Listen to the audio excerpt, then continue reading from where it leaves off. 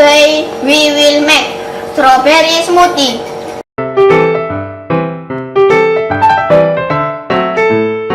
What you need are 1 cup milk,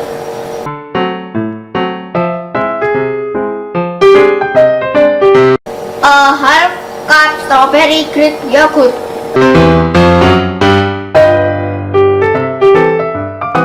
2 bananas,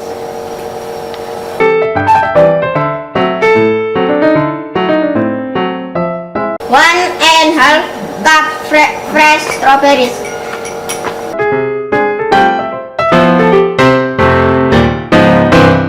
for the method add place ingredients in blender.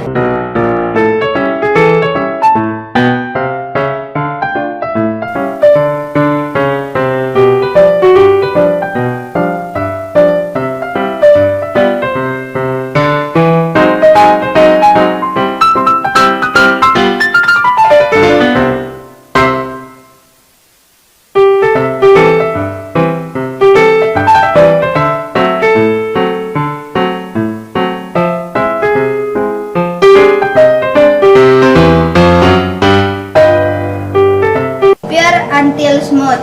Add a bit more milk or water if smoothie is too thick to blend.